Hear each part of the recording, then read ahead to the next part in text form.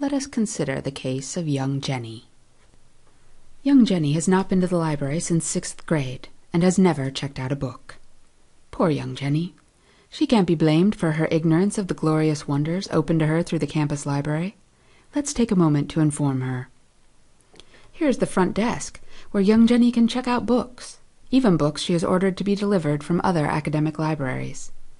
This is also where she can check out movies, laptops, fancy calculators, and more.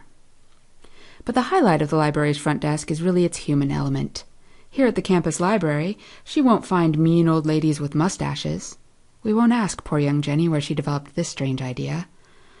Rather, she'll find helpful and friendly librarians, ready and waiting to help her navigate the unsteady terrain of academic research. Librarians love to have students ask them questions. They can actually help young Jenny find the articles, books, films, and other information that she's looking for. Has her instructor placed a book on reserve for her class? It will either be in the reserve section, on the main floor to the left of the stairs, or behind the desk. If her book is in the stacks, that means it's upstairs on the 3rd floor. The 3rd floor is also the quiet study space in the library. Young Jenny may have noticed that it can get a little noisy down there on the 1st floor, what with all the group collaboration that goes on down there. Since our librarians don't have that special shushing action, she may need to come up here for some peace and quiet sometimes. This is also the floor where most of the group study rooms are, including the media study rooms. These are not the only spaces open to young Jenny for those more intensive academic experiences that might require the burning of the proverbial midnight oil. Young Jenny might sometimes feel the need to use the 24-hour functionality of the Odegaard Undergraduate Library on the Seattle campus. When it comes to studying, a great deal of student work is done online.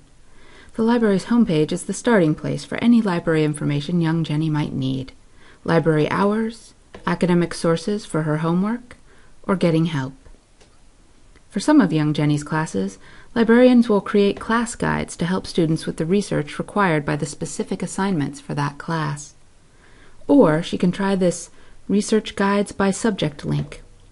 These guides are designed to help students like young Jenny figure out the best starting places for research in various disciplines. It also includes guides to information that all students need, like how to evaluate sources, how to cite using different citation styles, and more. Back on the homepage, UW WorldCat searches not just our library with about 100,000 physical items, not just the 18 UW libraries with about 7 million items, but it also searches the academic libraries of Washington and Oregon, called Summit, for a total of 30 million items. And that's just the physical things, like books and DVDs. We won't go into the millions of articles young Jenny can get through the UW libraries, lest we overwhelm her. But we will note that the UW NetID is required in order to gain access to such full-text articles. There's a little red box in the upper right-hand corner of most library web pages for just this purpose. Whenever she uses library resources from home, she'll want to sign in with her UW NetID first thing. Of course, the most important part of our informing young Jenny with this helpful instructional video is to reinforce the idea that whenever she encounters difficulties, questions, confusion, or any of the anxieties attendant to academic life in today's complex information environment, she can ask a librarian for help, in many different ways, at any hour of the day or night.